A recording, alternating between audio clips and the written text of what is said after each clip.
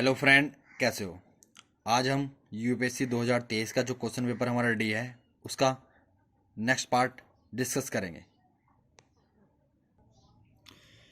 पहले question number 30 खुद से रीड करने का प्रयास करिए, इसके बाद हिंदी में डिस्कस करते हैं।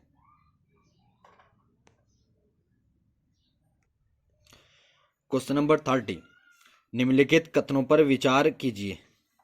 हाल ही में संयुक्त राष्ट्र के सभी देशों ने अंतर्राष्ट्रीय प्रवासन के लिए अभी तक की पहली संविदा सुरक्षित, व्यवस्थित और नियमित प्रवास के लिए वैश्विक संविदा, जिसको कहते हैं हम CGM, अपनाई है। उन्होंने कहा सभी देशों ने नहीं अपनाई, इसलिए हमारा पहला स्टेटमेंट तो सही से गलत हो गया।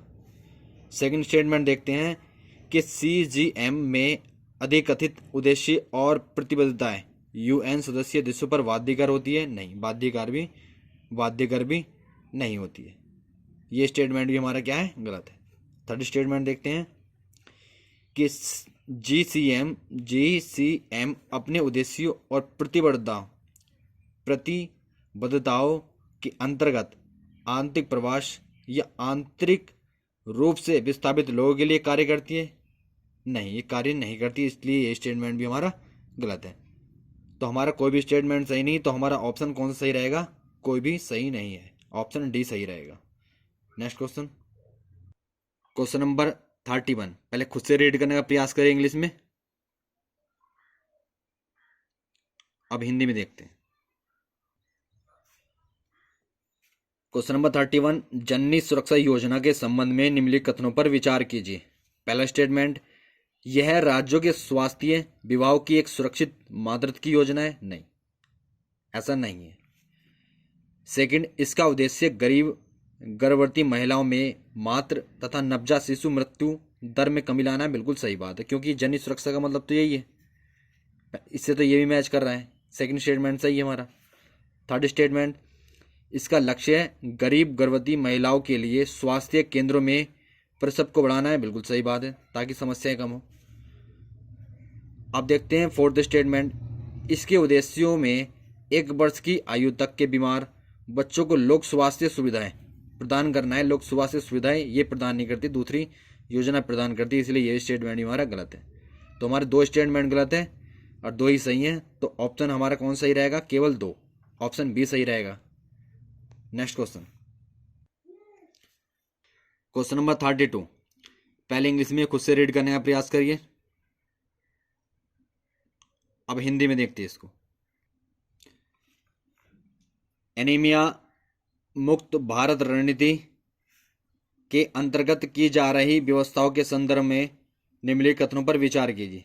तो पहला स्टेटमेंट देखते हैं हम, इसमें स्कूल जाने से पूर्व के बच्चों, किशोरों और गर्भवती महिलाओं के लिए रोग निरोधक कैल्शियम पूरकता प्रदान की जाती है, नहीं, कैल्शियम के साथ साथ आयरन, फोलिक एसिड और कैल्शियम भी प्रदान की जाती है, तो इसलिए हमारा पहला स्टेटमेंट क्या है, गलत है। सेकंड स्टेटमेंट देखते हैं कि इसमें शिशु जन्म के समय देरी से रज्जु बंद करने के लिए अभियान चलाया जाता है, बिल्कुल सही बात है।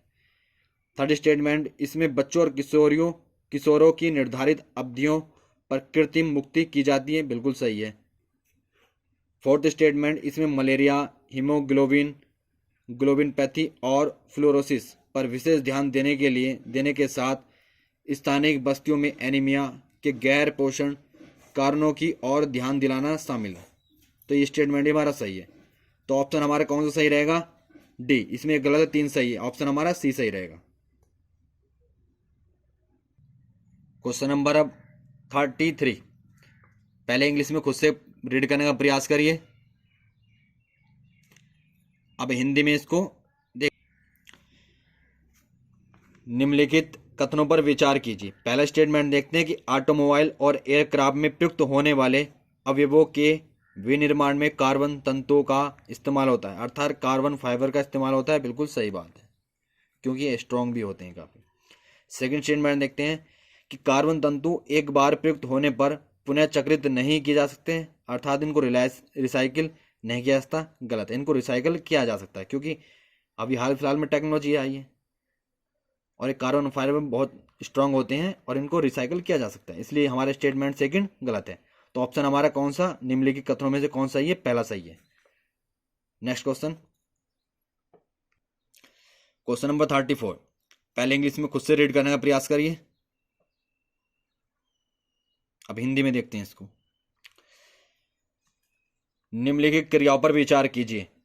पहला स्टेटमेंट है इसका कि कार क्रैश या टक्कर का जिसमें एयरबैग लगभग तुरंत फैल जाते हैं, बिल्कुल सही बात है। जब टक्कर होती है तो एयरबैग अपना आप ही फैल जाते हैं, क्योंकि हमें किसके बारे में बात करनी है, त्वरण मापी अर्थात एक्सेलेरोमीटर के प्रकार की अवस्था अर्थात फंक्शन ऑफ एक्सेलरेमीटर के ऊपर बात करनी है। तो पहला स्टेटमेंट हमारा सही होता है।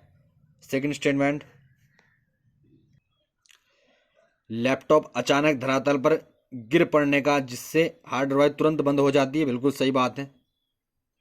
थर्ड स्टेटमेंट देखते हैं कि स्मार्टफोन के झुकाव का जिससे पोर्ट्रेट और लैंडस्केप मोड के बीच प्रदर्शन डिस्प्ले घूम जाता है, पता लगाना, बिल्कुल सही बात है। अर्थात तीनों के तीनों स्टेटमेंट हमारे सही है, जो क्या करते हैं, एक्सेलरेट के फंक्शन को क्या करते हैं कि रिक्वायरमेंट होती है इसमें, अर्थात इसकी अवस्था होती है। अर्थात तीनों के तीनों हमारे सही स्टेटमेंट है, इसलिए ऑप्शन हमारा सी सही रहेगा। नेक्स्ट क्वेश्चन, क्वेश्चन नंबर 35, पहले इंग्लिश में खुद से रीड करने का प्रयास करिए, अब हिंदी में देखते हैं इसको। पुनर्संचरणशील एक्वाकल्चर प्रणाली में जैव निस्पंदकों अर्थात बायोफिल्टर की भूमिका के संदर्भ में कथनों पर विचार कीजिए। अब पहला स्टेटमेंट देखते हैं कि जैव निस्पंदक बिना खाए हुए मत्स्य चारे को हटाकर अपशिष्ट उपचार प्रदान करते हैं, अर्थात वो कहना चाह रहा है कि जो बायोफिल्टर होते हैं वो प्रोवाइड करते हैं best treatment by removing uneaten fish food, बिल्कुल सही बात है। पहला स्टेटमेंट हमारा क्या सही है। सेकंड स्टेटमेंट क्या कहता है कि जैव निस्पंदक अर्थात बायोफिल्टर जो होते हैं मत्स्य अपशिष्ट में विद्यमान अमोनिया को नाइट्रेट में बदल देते हैं, बिल्कुल अमोनिया को नाइट्रेट में बदल देते हैं। सेकंड स्टेटमेंट भी हमारा सही है। लेकिन थर्ड में क्या कहता है कि जो बायोफिल्टर होते हैं वो जल में मत्स्य के लिए पोषक तत्व के रूप में फास्फोरस को बढ़ाते हैं, ये फास्फोरस को नहीं बढ़ाते, इसलिए ये स्टेटमेंट हमारा क्या है, गलत है। तो एक स्टेटमेंट गलत हो गया, दो सही हो गया, तो ऑप्शन हमारा बी सही रहेगा। नेक्स्ट क्वेश्चन, पहले क्वेश्चन नंबर 36 को पहले इंग्लिश में खुद से रीड करने का प्रयास करिए, अब हिंदी में देखते हैं इसको। अब हिंदी में देखते हैं, निम्नलिखित युग्मों पर विचार कीजिए।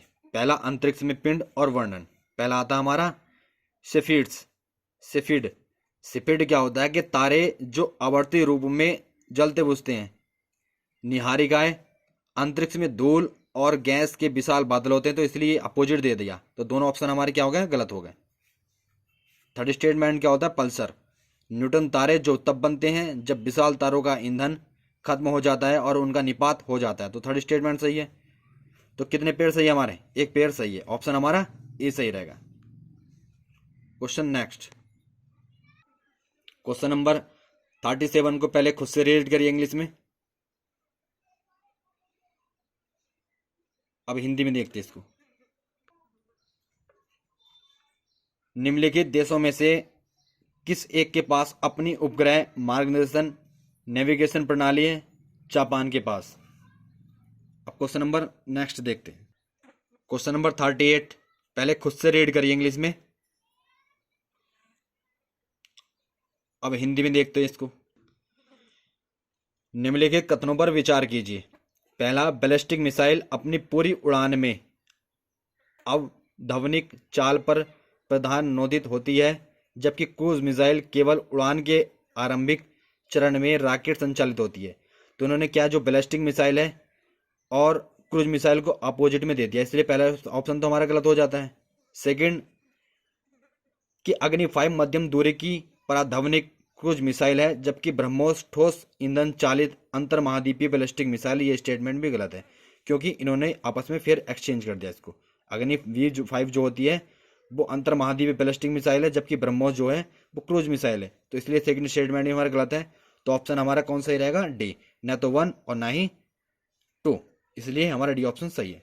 नेक्स्ट क्वेश्चन, क्वेश्चन नंबर 39 पहले खुद से रीड करने का प्रयास करें इंग्लिश में। मरकरी पोल्यूशन, अब हिंदी में देखते हैं इसको। पारा प्रदूषण के बारे में निम्नलिखित कथनों पर विचार कीजिए। पहला कथन है हमारा, स्वर्ण खनन गतिविधियां विश्व में पारा प्रदूषण को स्रोत है। बिल्कुल सही बात है कि खनन प्रदूषण से जो गोल्ड माइनिंग करते हैं तो उसके जो विश्व में पारा प्रदूषण का स्रोत है। बिल्कुल सही बात है, पहला स्टेटमेंट हमारा क्या है, सही है। सेकंड देखते हैं कि कोयला आधारित ऊष्मीय शक्ति संयंत्र अर्थात थर्मल पावर प्लांट से पारा प्रदूषण होता है। बिल्कुल सही बात है। और थर्ड देखते हैं, पारा के संपर्क में आने का कोई ज्ञात सुरक्षा स्तर नहीं है। बिल्कुल सही बात, अभी तक कोई ऐसा साइंटिफिक रूप से बता नहीं गया, लेकिन हालांकि रिसर्च चल रही है, लेकिन अभी तक कोई भी ऐसा कोई संकेत नहीं दिया उन्होंने कि ये इस तरह होना चाहिए बॉडी के अंदर इसका। तो तीन, स्वर्ण खनन भी पारा प्रदूषण शो करता है। सेकंड में कोयल जो हमारा थर्मल पावर प्लांट, इससे भी प्रदूषण होता है, पारा पोल्यूशन होता है। और थर्ड स्टेटमेंट भी हमारा क्या है, सही है। तीनों के तीनों हमारा क्या है, सही स्टेटमेंट है। तो ऑप्शन हमारा कौन सा है, सी सही होगा। Next question, question number 40। पहले खुद से रीड करने का प्रयास करें इंग्लिश में। ग्रीन हाइड्रोजन, अब हिंदी में देखते हैं इसको। हमें बताना है कि हाइड्रोजन, हरित हाइड्रोजन के संदर्भ में निम्नलिखित कथनों पर विचार कीजिए, अर्थात ग्रीन हाइड्रोजन के बारे में बताना है। पहला स्टेटमेंट कहते हैं कि इसे आंतरिक दहन के लिए ईंधन के रूप में सीधे इस्तेमाल किया जा सकता है। बिल्कुल इस्तेमाल किया जा सकता है, इसको इंटरनल कंबशन में यूज किया जा सकता है। पहला स्टेटमेंट सही है हमारा। सेकंड कहता है कि इसे प्राकृतिक गैस के साथ मिलाकर ताप या शक्ति जनन के लिए ईंधन के रूप में इस्तेमाल किया जा सकता है। बिल्कुल किया जा सकता है। इसे वाहन चालक के लिए हाइड्रोजन ईंधन प्रकोष्ठ में इस्तेमाल किया जा सकता है। अर्थात वो कहता है कि हाइड्रोजन फ्यूल सेल जो वो रन व्हीकल में यूज किया जा सकता है। बिल्कुल किया जा सकता है। तीनों के तीनों स्टेटमेंट हमारे क्या है, हाइड्रोजन जो ग्रीन हाइड्रोजन उसको यूज कर सकते हैं, इसलिए ऑप्शन हमारा कौन सा सही है, सी सही है। यदि फ्रेंड ये वीडियो आपको अच्छी लगी तो वीडियो को लाइक करें, शेयर करें और चैनल को सब्सक्राइब करना ना भूलें। Thank you.